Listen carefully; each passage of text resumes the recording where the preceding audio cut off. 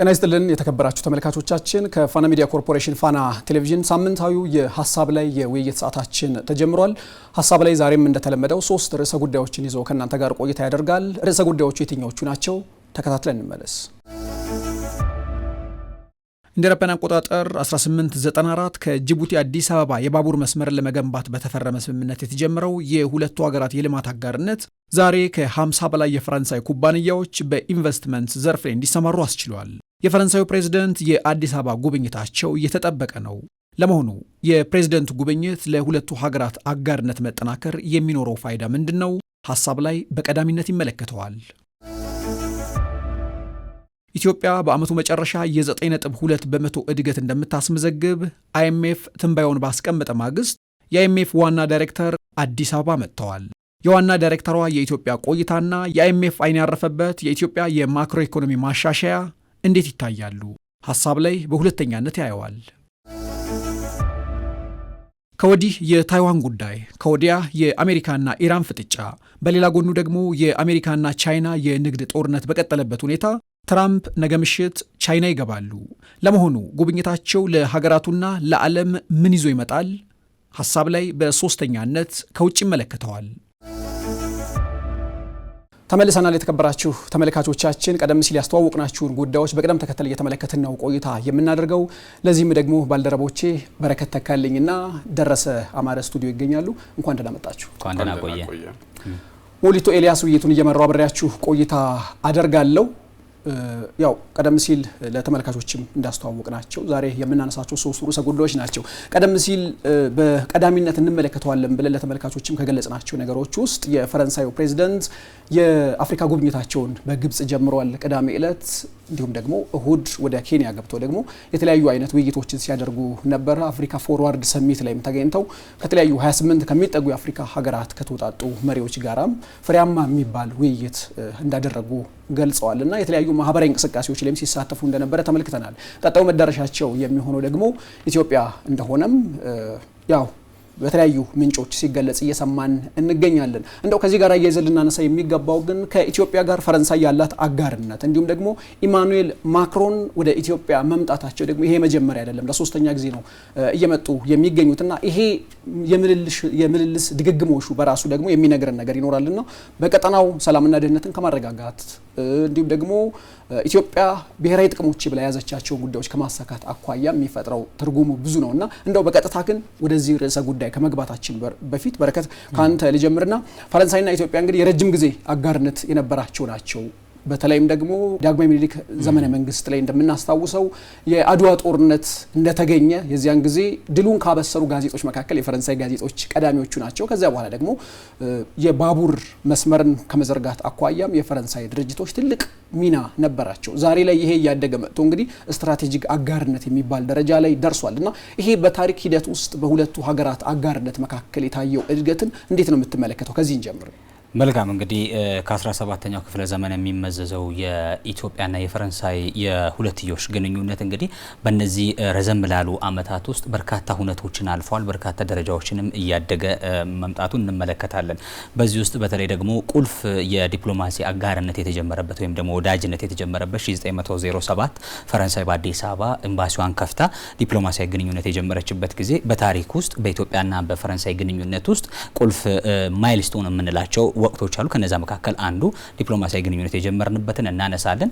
በ1943 ኢትዮጵያና የፈረንሳይ የባህል ትብብር የተከፈተበትን ወይም ደግሞ ማዕከል የተከፈተበትን ልናነሳ እንችላለን። እንደገና ደግሞ በትምህርቱ ዘርፍ ደግሞ ያለንን ትብብር ለማጠናከር ደግሞ በሚል ደግሞ ለኢትዮጵያውያን ተማሪዎች ደግሞ የላቀ ትምህርት የዘመናዊ ትምህርትን ማግኘት የሚችሉበትን እድል ከመፍጠር አንጻር በመጀመሪያ በአዲስ አበባ የሊሴ ገብረ ማርያም የ1947 መከፈትን በዚህ ውስጥ ማንሳት እንችላለን። በትምህርት በባህል በስፋት ግንኙነታችን ጠንካራ እንደሆነ ይታወቃል።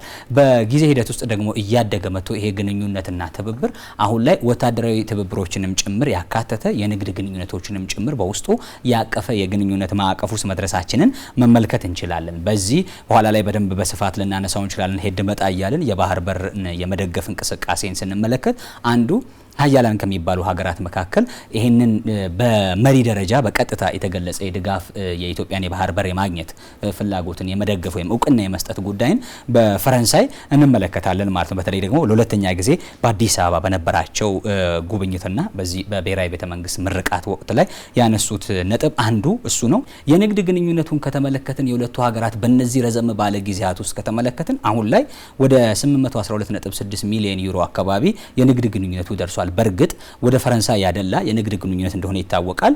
የፈረንሳይ ኩባንያዎች የተለያዩ የፋርማሲውቲካል የሆኑ መሳሪያዎችን ከማቅረብ አንጻር፣ ከአየር መንገድ ጋር ካለ ትስስር አንጻር፣ የኃይል መሰረተ ልማት ላይ ካለ ትስስር አንጻር ሰፋ ያለ ግንኙነት እንዳለ ይታወቃል። 57 አካባቢ የሚጠጉ የፈረንሳይ ኩባንያዎች በዚህ በኢትዮጵያ ይገኛሉ። ከ4000 በላይ ለሚሆኑ ሰራተኞች ደግሞ የስራ እድል ፈጥረዋልና ይሄ ትልቅ የሆነ የንግድ ግንኙነትን የማሳደግ ጅማሮ እንመለከታለን።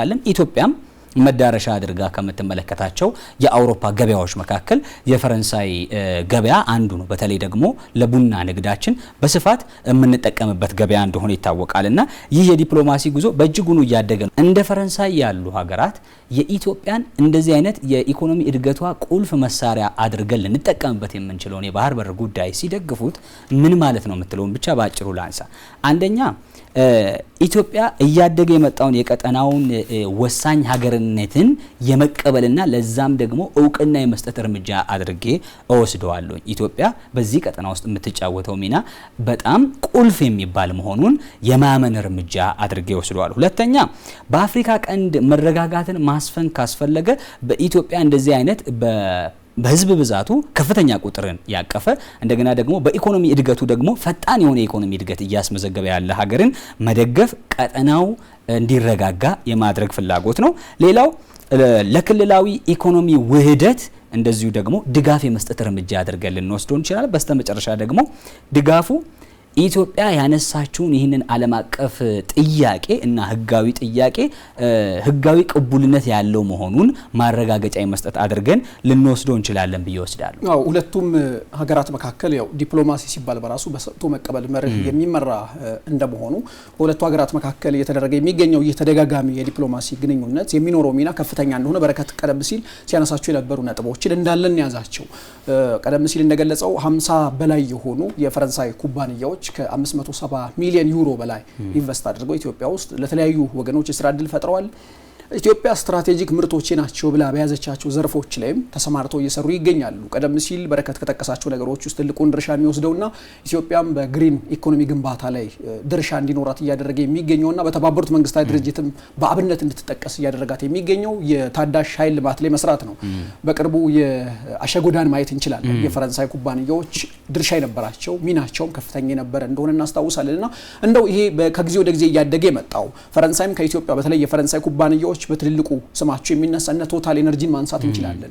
ከቶታል ኤነርጂ ባሻገር ደግሞ ኤርባስም ከኢትዮጵያ አየር መንገድ ጋር በተያያዘ ከ30 በላይ አውሮፕላኖችን ኢትዮጵያ አየር መንገድ ገዝቶ እየተገለገለ የሚገኝበት ስለሆነ ልክ ከቦይንግ ጋራ ኤርባስንም አመጣጥኖ እየተጠቀመ የሚሄድበት ሂደት በራሱ ለፈረንሳይ ኢኮኖሚ ትልቅ ሚና አለው። በዋነኛነት ግን እዚህ ጋር ልናነሳ የሚገባው የሁለቱን ሀገራት ጥቅም ባስከበረ መልኩ ግንኙነት እየተደረገ ነው። ለ3 ጊዜ ነው የመጡት ሲባል ከዚህ ቀደም በሌሎች የአፍሪካ ሀገራት ላይ ምን ያክል ጊዜ ጉብኝት አድርገዋል የሚለውን መለስ ብዬ ስመለከት ነበርና አልጄሪያና ግብጽ ላይ ተመሳሳይ አይነት ቁጥር ያላቸው የጉብኝት ሂደቶችን አሳልፈዋል። በእነዚህ ሀገራት ላይ ለምንድነው ይሄን ያክል ጊዜ የመጡት ብዬ ሳሰላ ደግሞ የመጀመሪያው አልጄሪያ ላይ የሄዱት ከኤነርጂ ጋር በተገናኘ ከነዳጅ አቅርቦት ጋር በተገናኘ ደጋግመው የአልጄሪያን በር ያንኳኩት ሄደው ከነዳጅ አቅርቦት ጋር በተገናኘ ነው። ግብጽ ደግሞ ዓለም አቀፍ ኮንፈረንስ ስለነበራቸው ነው የሄዱት። ኢትዮጵያ ግን የሁለቱን ሀገራት አጋርነት ለማጠናከርም ጭምር የመጡበት ደጋግሞ የመጡበት መሆኑ የተለየ ያደርገዋል። በ8 ዓመት 3 ጊዜ ማለት ትልቅ የሆነ ሚና ያለው ነው። ያው ፈረንሳይ ጊዜ ማለት ነው። አሁን ሲመጡ ለሶስተኛ ጊዜ ያው ፈረንሳይን የምታግል በጸጥታው ምክር ቤትም ትልቅ ድርሻ ያላት ቋሚ መቀመጫ ያላት ሀገር ማለት ነው። እንደው ደሬ ከዚህ ጋር አያይዘን ማንሳት የሚገባን በረከት በተወሰነ መልኩ ነክቶታል። አሁን ባለው ሁኔታ ኢትዮጵያ ስትራቴጂክ የሆነ ብሔራዊ ጥቅሟን ለማስከበር ከምትሄድባቸው ሂደቶች ውስጥ አንዱ ወዳጅን ማብዛትና ጠላትን መቀነስ ነው። ወዳጅን ለማብዛት ደግሞ ስትሄድ ወዳጅስ ማን ነው የሚለውን አቅሙን ማየት ያስፈልጋል። ከፈረንሳይ ጋር እያደረግናቸው ከሚገኙ የንግድ አጋርነት ሌሎችም እንዳሉ ሆነው ግን ከባህር በር ጋር በተገናኘ ፈረንሳይ በቀጠናው የምትፈልገው ነገር አለ። የባህር ላይ ደህንነትን ማስከበር እንዲሁም ደግሞ በቀጠናው ያላትን ተሰሚነትን ከፍ ለማድረግ ትፈልጋለች። ኢትዮጵያ ደግሞ እንደምናስታውሰው 2019 እንደ አውሮፓውያን አቆጣጠር ኢማኑኤል ማክሮን ወደ ኢትዮጵያ መጥተው በነበረ ጊዜ ከተፈረሙ ስምምነቶች ውስጥ አንዱ የባህር ኃይልን ማቋቋም የባህር ኃይልን ማቋቋም ላይ የቴክኒክ ድጋፍ አድርጎ ባህር ኃይል ተቋቁሟል። ባህር ኃይል ሲቋቋም ደግሞ ዝም ብሎ አይቋቋምም። የሚቋቋመው ባህር ላይ ለመውጣት ነው። ከዚህ አኳያ ፕሬዝደንቱ አሁንም ደግሞ መምጣታቸውና ከዚህ ቀደም ሲደረጉ የነበሩ ስምምነቶች ኢትዮጵያ የባህር በር እንድታገኝና ንግዷን እንድታሳልጥ የቀጠናውን ደህንነት እንድታስጠብቅ ከማድረግ አኳያ ሚናው ምን ሊሆን ይችላል? ለኢትዮጵያ ስለ ፈረንሳይስ? ኢትዮጵያ በዚህ በአፍሪካ ቀንድ ቀጠና የፈረንሳይ ስትራቴጂክ ጠቀሜታ ያላት ሀገር መሆኗን መገንዘብ ያስፈልጋል። ቀደም ሲል ፈረንሳይ ለምንድን ነው በተለየ መልኩ የተለያዩ ጉብኝቶችን በአፍሪካ በተለያዩ ሀገራት የምታደርገው የሚለው ወይንም ደግሞ ከኢትዮጵያ ጋር ያላት ዲፕሎማሲያዊ ግንኙነት እየጠነከረ የመጣበት ምክንያት ምንድነው የሚለውን ጉዳይ ስናነሳ ያው ፈረንሳይ ኢትዮጵያን የምትመለከትበትን መንገድ መገምገም ማየት መመልከት ያስፈልጋል ብዬ አስባለሁ። የመጀመሪያው ጉዳይ ኢትዮጵያ የአፍሪካ የዲፕሎማሲ ማዕከል ወይንም ደግሞ ተዋናይ መሆኗን አጥብቃ ታውቃለች። ይህ ማለት ምን ማለት ነው? የሁለቱም ቻርተሮች ሲረቁ የአፍሪካ አንድነት ድርጅትም የአፍሪካ ህብረትም ሲረቁ በማርቀቅ በማጽደቅና በመተግበር ረገድ ኢትዮጵያ ትልቅ ሚና ተጫውታለች። የተባበሩት መንግስታት መስራች አባል ሀገር መሆናችን ይታወቃል። ለተለያዩ አፍሪካውያን የነጻነት ቀንዲል ነን። አፍሪካውያን ብቻ ሳይሆን ለመላው ጥቁር ህዝብ ማለት ነው። ስለዚህ አሁን ደግሞ ፈረንሳዮች በምዕራብ አፍሪካና መካከለኛው አፍሪካ በቡርኪና ፋሶ፣ ኒጀር እና እዛ አካባቢ ባሉ ፖለቲካ ውስጥ የጸረ ፈረንሳይ ስሜቶች እየጎሉ የመጡበት ሁኔታ እናያለን። ስለዚህ አፍሪካ ውስጥ ያለን ዲፕሎማሲ ለመስራት በማንኛውም መንገድ ምክንያቱም ከኬንያ ጋርም ከናይጄሪያም ከቡርኪና ፋሶ ከማንም የአፍሪካ ሀገር ጋር በሚደረግ ግንኙነት ውስጥ ኢትዮጵያ እንደ መግቢያ በር ካልተጠቀምክ ስኬታማ ትሆናለህ ተብሎ አይታሰብም አሁን ባለው ነባራዊ ሁኔታ። ስለዚህ ፈረንሳዮች ኢትዮጵያ የአፍሪካ የዲፕሎማሲ መግቢያ በር መሆኗን ጠንቅቀው ያውቃሉ። በዛም ምክንያት እኛ በዚህ መንገድ ለፈረንሳይ የምንሰጠው ጥቅም በዚህ መልኩ ሊገለጽ ይችላል ማለት ነው። ይሄ ስትራቴጂክ ጠቀሜታ ብለን ልናነሳ የምንችለው ጉዳይ ነው። ሌላው በአፍሪካ ቀንድ ከፈረንሳይ ጋር በሰላምና መረጋጋት ረገድ በሰፊው እንሰራለን። በሰላም ማስከበር ረገድ እንደዚሁም የንግድ መስመሮችን ደህንነትም እንደዚሁ በመጠበቅ ረገድ ትልቅ ሚና እንጫወታለን ማለት ነው። ግንኙነቱ ወታደራዊ ኢኮኖሚያዊና እንደዚሁም ባህል ላይ ትኩረት ያደርጋል። አሁን ታሪካዊ ግንኙነቱ እንዳለ ሆኖ ማለት ነው። ይሄም ማለት ምን ማለት ነው መሰለ? በወታደራዊ መልኩ ቀደም ሲል የጠቀስከው የባህር ኃይል ማቋቋም እንደዚሁም ስልጠናዎችን በመስጠት ረገድ ፈረንሳይ ከኢትዮጵያ ጋር በቅርበት ትሰራለች። በኢኮኖሚው ረገድ በተመሳሳይ የኢትዮጵያ አየር መንገድ አሁን ኤርባስ አውሮፕላኖችን ጥቅም ላይ እያዋለ ነው። በኤርባስ ውስጥ ደግሞ የፈረንሳይ ድርሻ ከፍተኛ መሆኑ ይታወቃል ማለት ነው። ይሄ አንድ የዲፕሎማሲያዊ ግንኙነቱ ምን ያህል ጠንካራ መሆኑን ማሳያ አድርገን ልንወስደው የምንችለው ነው። ከባህል አንጻር ስንመለከተው የአንድ አለት ውቅር አብያተ ክርስቲያናት ላሊበላን በማደስ ረገድ ፈረንሳዮች ትልቅ ሚና እየተጫወቱ ነው።